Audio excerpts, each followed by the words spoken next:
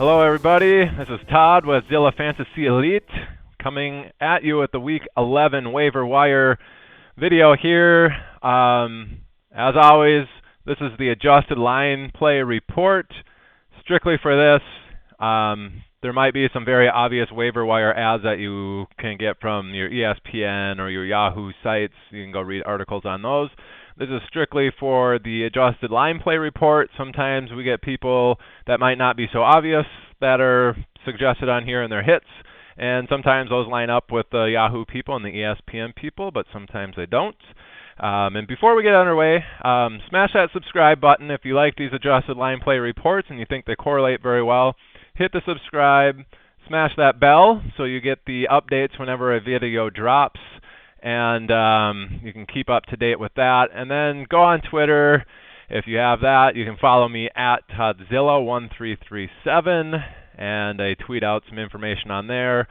And if you want some more updates and general things like that, you can go to the Facebook page, which is Zilla Fantasy Elite. Just search that on Facebook and look for me on there. With that being said, let's get underway with the Week 11 waiver wire video. First one up here, Thursday Night Football, Arizona at Seattle, 57.5 point total, 3-point favorite for Seattle there. The adjusted line play report is basically not showing anything other than that Seattle's pass protection is 31st. Arizona not the greatest at getting after the quarterback. You just might see a few lower A-dot targets on Seattle's side, so that might be your David Moores, your tight ends over there, Will Disley and Greg Olsen are the ones that are getting the majority of the snaps now. So not a super big game there to be concerned about from the adjusted line play report. And as I said, there might be plays that I just don't go over based off of the adjusted line report, but end up making sense in general. Cincinnati at Washington, we're looking at Cincinnati's pass protection 27th, Washington 2nd in the adjusted sack rate there. So they get after the quarterback. Probably going to be under duress for Joe Burrow. So you're looking at the short A-dot targets. Really of concern there for Cincinnati. You might be able to get A.J. Green. He is running some underneath slant routes. He's probably dropped. You might be able to start him this week, but that'd be a little bit sketchy. Otherwise, Drew Sample at tight end if you're looking to punt at the tight end, or if you just are in a deeper league and you need somebody to stick in there, he is an option. Then on the Washington side here, we have their pass protection 26th. There's probably going to be a little bit more time than what they're used to with Cincinnati's pass rush, so I think Alex Smith is going to have a little bit more time. And then we're looking at the wide receivers there, Cam Sims and Steven Sims. Cam Sims actually ran 94% of their offensive snaps last week, so he's definitely somebody in play. And then at tight end, we have Logan Thomas as well. I think he is in play in this, and that's pretty much it for the Washington-Cincinnati game. It is 46.5 point total with Washington as 1.5 point favorite, so it should be a closer matchup there. On to the next game, we have Atlanta at New Orleans, and we're looking here, the offensive pass protection for New Orleans, 4th, defensive pass rush for Atlanta, 29th, so that's a big win for New Orleans pass protection there. Drew Brees went down, 5 cracked ribs, and a collapsed lung, so it's Jameis Winston time, probably for a while. And then if you're playing on ESPN, I believe Taysom Hill still has tight end eligibility there. I think he's going to get a few more plays than what he was annoyingly getting at quarterback, so look at him, especially if you're on the ESPN, picking him up and sticking him in your tight end slot, and then hoping he rushes one in from in close at the quarterback position or throws one to somebody. So Jameis Winston and Taysom Hill there. And on the Atlanta side, I have a question mark maybe on Russell Gage, since New Orleans pass rush was 4th, Atlanta's offensive pass protection 20th. It's going to be a little bit more under duress for Matt Ryan, which might lead to a bigger game for a guy like Russell Gage running the slot routes there. And I didn't say it, but a 51 point total there with New Orleans as 5-point favorite, so that's pretty high total. Next game we have Pittsburgh at Jacksonville, 47.5 point total, and we're looking at Pittsburgh's defensive pass rush 1st overall, Jacksonville's pass protection 30th, one of the biggest gaps possible. So probably low average depth of target people for Jacksonville. We have Laviska Shenault, who was injured with a hamstring. He might be back this week. And then Keelan Coles, their slot receiver. He might be somebody that you could target this week if you're in super desperate mode. And at tight end, Eifert potentially, but I wouldn't be going that route. And then Pittsburgh, they're 31st in pass protection. Jacksonville 31st at generating any sort of pass rush on the quarterback. One of those games, again, where Pittsburgh's going to have time to throw, but their defense that they're playing is pretty good against the run. I think this is a pass game for Pittsburgh. Last week we saw 3 wide receivers at within the top 10 actually on the week. That could happen again, but Eric Ebron at tight end always in play, given a game script that's going to look that way. So look his way if you need a person at tight end. And then New England at Houston. This is one of my favorites because this matches up pretty well with what all the other sites are saying. So we have New England. Offensive run blocking, 3rd. Houston, dead last in adjusted line yards on defense. Fortunately, we have 2 guys at New England that you could probably pick off your waivers. Damian Harris, he's going to be getting the vast majority of your running back snaps and rush yards there. And then Rex Burkhead, I think he is also in play here. He does get in around the goal line. He does score a few. I think both of those guys are in play and are kind of smash spots. If you need a win and you need a running back, which is most of us, those are 2 guys that you could target. And then maybe the Houston defense, if you really need a desperation play there's probably better options. But they are 10th in the pass rush, New England 21st in offensive pass protection.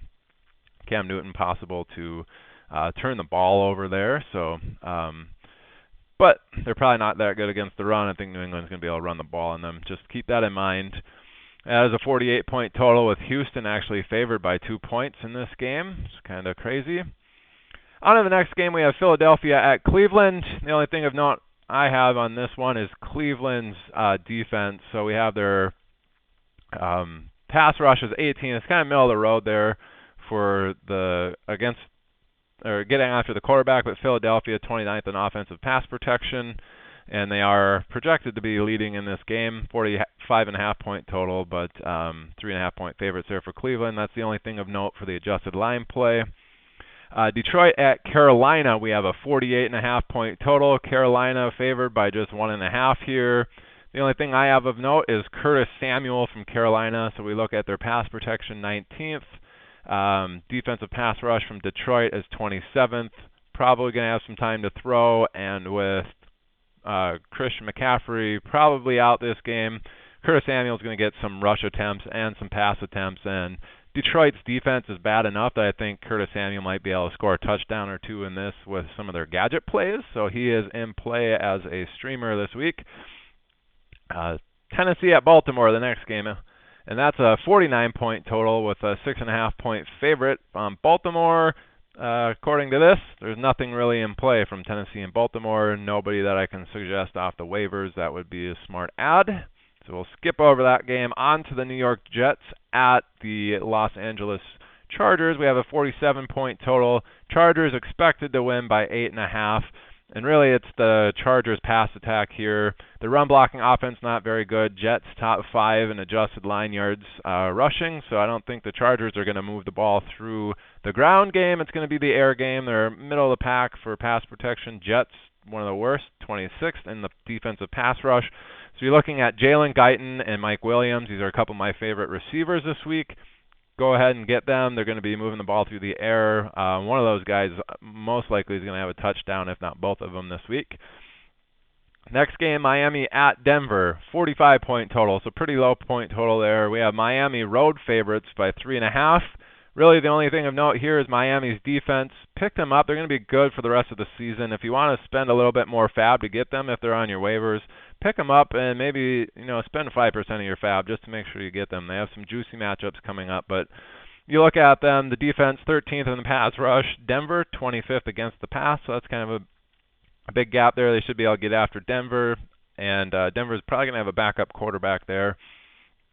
And Denver can't run the ball, so I think Miami will be fine there. The Miami defense is the only thing in this game. Dallas at Minnesota. We have a 48-point total with Minnesota 7.5-point favorites now. There's no real options here, but last week Zeke did play through like a hamstring injury. Tony Pollard may be in this game. Dallas should be able to run over that Minnesota defense, even though they have been better. Pollard might get some run in this game, and he has looked more explosive than Zeke this year. So look into that. Super deep if you're really, really struggling. It could be Tony Pollard. Next game, Green Bay at Indianapolis. We have a 51.5-point total. Green Bay road favorites by 2.5. And we have Green Bay's pass attack here. So offensive pass protection 13th. Indianapolis, pretty solid defense, but they're only 15th in the pass rush, so middle of the pack there. Aaron Rodgers should have time. This might scare some people off, being Indianapolis is a pretty good defense in general. As you see, 7th in adjusted line yards. Green Bay's run blocking also very good. That should kind of cancel each other out. I think this kind of favors the pass game then. And we're looking at Allen Lazard. He was just activated off the IR. I think he comes back in and has a pretty solid week for you. And if you're super desperate, MVS, but with Allen Lazard coming back, that'd probably be somebody I'm not necessarily going to look at unless I'm in super desperation mode. Two more games here. We have Kansas City at Las Vegas, Sunday night game here, 56.5-point total. Tons and tons and tons of points predicted here. Kansas City road favorites by 6.5 points. We look at Las Vegas. Their offensive pass protection, 9th. Kansas City, 19th. That's a fairly decent gap there. Kansas City getting towards the bottom end of the defensive pass rush. Vegas in the top 10 for pass protection. Two guys there from Vegas that you can probably pick off your waivers if you're interested is Brian Edwards and Nelson Aguilar. Also in play here would be Derek Carr, and that could be one of these shootout type games. Derek Carr might be one of those streamers that you can get play and have a good week from them. And also on the Kansas City side, 7th in offensive pass protection. Las Vegas 28th, almost one of the worst there, and then generating pressure on the quarterback. So you're looking at Sammy Watkins finally coming back from his injury. He would be in play, picking him off the waivers. And then some people might be looking at Mecole Hardman. I think when Sammy Watkins comes back, he's going to have a very limited role, but he is a one-touch man. If you're super desperate, you could probably start him. And then the Monday night game, we have the Rams at Tampa Bay, 47.5-point total there with the Buccaneers as 3.5-point favorites. Really nothing of note here other than maybe the Tampa Bay run game, but unlikely that Ronald Jones or Fournette are on your waivers, but that would be the only option in this game. One last thing, I think I skipped over it, but Pittsburgh game with the pass game there being super favored. Roethlisberger, if he is on your waiver wire, could be somebody that you pick up there. Otherwise, that's going to be it for the Week 11 waiver wire report there, guys. Hopefully you got some suggestions that you can pick up and make work in your league. Thanks for watching. Smash the subscribe button, hit the bell so you get the videos when they drop, and hope you appreciate everything that we're doing here. Certainly appreciate the views. Have a good one, guys. Bye.